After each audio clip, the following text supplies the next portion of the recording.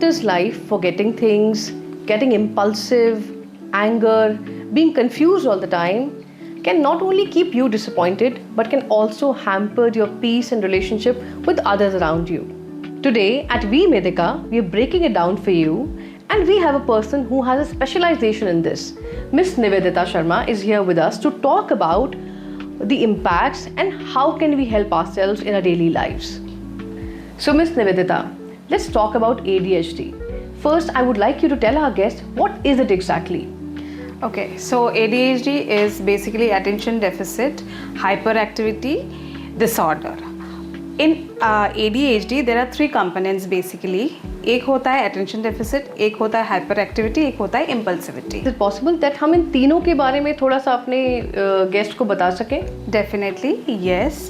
Basically जैसे आपने पहले ये बात रखी कि attention deficit hyper activity disorder, बचपन में तो उसको नोटिस करना या उसको डायग्नोसिस करना बहुत आसान होता है, बट जैसे जैसे लोग बड़े हो जाते हैं कभी कभार वो जो अनडायग्नाइज्ड बच्चे हैं उनको भी एडीएचडी के सिम्टम्स दिखाई देते हैं. तो ऐसे कौन से इनिशियल फैक्टर्स होते हैं जो बच्चों में देखे जाते हैं और जो बड़ों में देखे जाते हैं, majorly in adults? Okay, majorly in adults जब हम बात करते हैं तो बहुत ज़्यादा फॉरगेटफुलनेस होता है या इम्पल्सिविटी होती है, रेस्टलेसनेस होता है, एंड उसकी वजह से पर्सनल एंड प्रोफेशनल लाइफ में काफ़ी दिक्कतें आती हैं.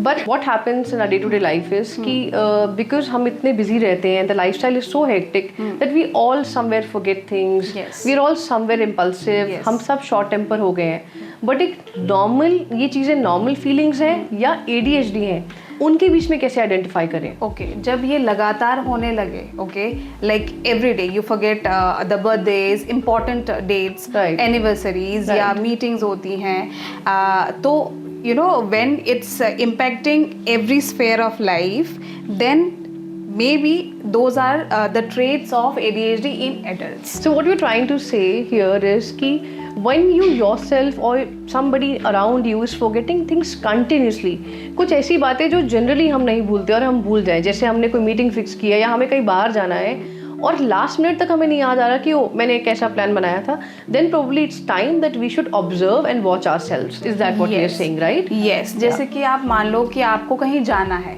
ठीक है, आपने प्लान तो करके रखा एंड अचानक से आप भूल जाते हो, या इम्पॉर्टेंट बर्थडेज घर पे ही घर वालों के, ठीक है, या मीटिंग, आप कहीं मीटिंग अटेंड करने जा रहे हो एंड आप वो भूल जाते हो, ठीक है, तो ये सबसे बड़ा साइन है फॉरगेटफुलनेस का, which is not related to memory issue but more of it because बहुत ज़्यादा रश होता है काम धाम की वजह से, इसीलिए वो ADHD में हम उसको एक ट्रेट बोलते हैं ADHD का. And what about the other factors? The other factors like impulsivity, जैसे कोई बात कर रहा है, कोई कन्वर्सेशन में आप we are in middle of the conversation and if I have that trait in me, I tend to cut your conversation and मैं बोलने लग जाती हूँ. This we seen a lot of people, या दिस हैपेंस कि लोग सामने वाले की बात सुनते ही नहीं और सिर्फ अपनी ही बात रखते जाते हैं. और उसमें और एक चीज़ होता है कि इंसान जोन आउट हो जाता है, तो सामने वाला क्या बोल रहा है उस पर उनका फोकस नहीं रहता है, but because since they are preoccupied with some other things, वो जोन आउट हो जाते हैं. ये भी एक ट्रेट है एडल्ट ADHD. सो अगर हमें लिस्ट करना हो कि what are the top 3 traits to identify, then what are the like most important, the top 3 ones that you would like to share with? So firstly is forgetfulness, second is impulsivity, right, procrastination. This is something which we have observed in daily life of people. So these 3 are the major things.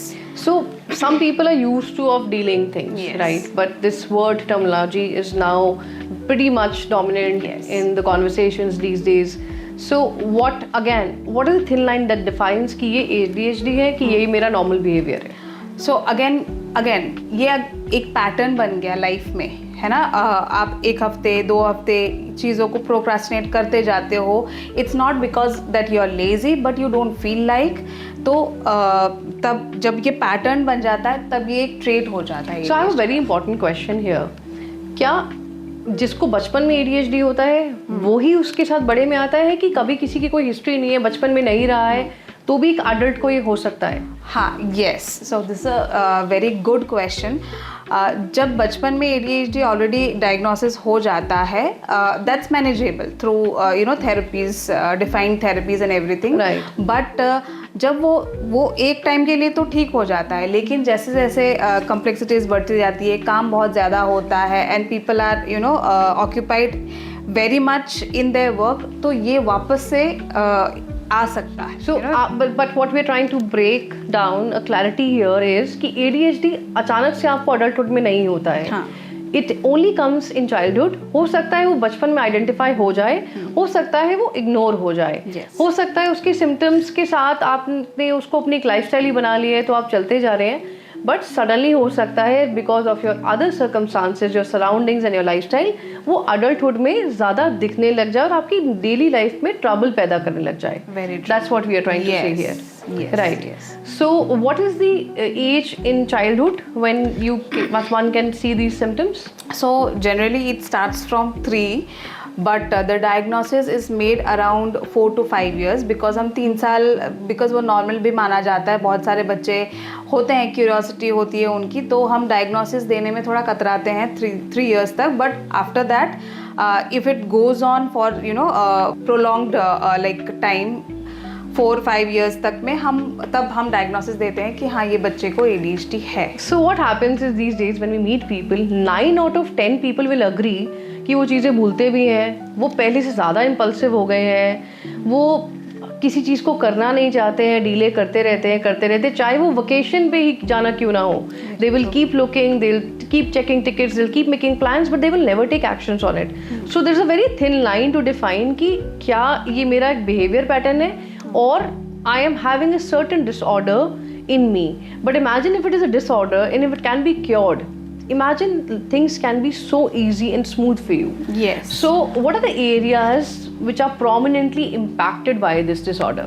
The first thing which shows कि ADHD का impact है वो है personal life में, secondly professional और social life में भी इसका इम्पैक्ट देखा गया है. Right, So we had a patient say 9 months back who was around 40 to 42 years old, and he had come with his wife. So the wife had spoken to us about the problems which they faced when he was diagnosed that he was having ADHD, कि वो बहुत सारी चीज़ें भूल जाते हैं.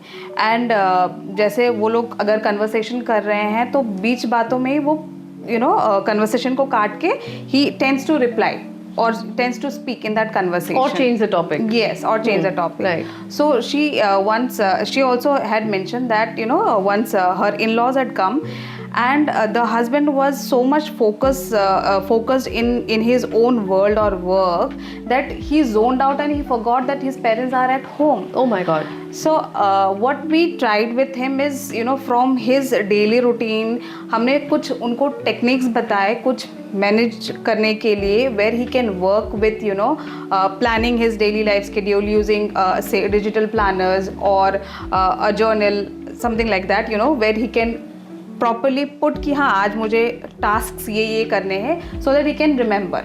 Okay, we had also asked him to work on the communication pattern where he can take small breaks. Where he can consciously remember, Yes. one can consciously work Yes. upon Yes. कि I need to learn to listen. Yes. Right. Yes. And today, a few days back, he had just come for a follow-up check, and we saw a drastic change in him. And Wow, now that's he great. was able to manage his restlessness, or you say impulsivity, and he was doing wonderfully at professional as well as personal life. So are we trying to say that अगर किसी को ऐसे symptoms हो रहे हैं, so is it important to consult a doctor or a right professional about this? Yes. Or one can help themselves as well? So when we start observing that it is really impacting in all spheres of our life, it is better that you consult a professional so that you from your life only you can get a better help. आपको पता तो है लेकिन वो techniques कैसे करने हैं क्या करने हैं, there we professional help. I think which to we all will identify. agree because a professional is studying a subject, they're into this subject for long many years, और हम सबको एक ना एक मेंटर एक गाइड चाहिए होता है जो हाथ पकड़ के हमें उस प्रॉब्लम से बाहर निकाल दे. So since we are diving into it, अभी तक आपके एक्सपीरियंस में you must have met a few or more patients of ADHD. सबसे ज़्यादा क्या ऐसा होता है कि डिसऑर्डर की वजह से कि हमारी लाइफ इस फेज में बहुत ख़राब होने लग जाती है। यस सो जैसे जैसे हमें लगता है कि ADHD या इसके इम्पैक्ट्स हो रहे हैं हमारे लाइफ में, तो सबसे पहला होता है कि हमारी मूड ख़राब रहती है, for small little things we tend to get irritated. Okay, second thing is relationships हमारे shattered होने लग जाते हैं. I wouldn't say shattered, but yes, खराब होने लग जाते हैं because at office, at home, because the communication is so drastically, it shifts. कि हमें समझ में नहीं आता है कि कहाँ ख़राब हो रहा है, क्या हो रहा है। आई एग्री, अगर डे टू डे में हमारा मूड ख़राब है एंड हमें पता भी नहीं चल रहा कि क्यों है, we just constantly staying in bad mood. So I think senior हो, जूनियर हो, किसी ने रास्ते में मेरी गाड़ी को हॉर्न बजा दिया तो मेरा मूड ख़राब हो जाएगा या मेरी लड़ाई हो जाएगी।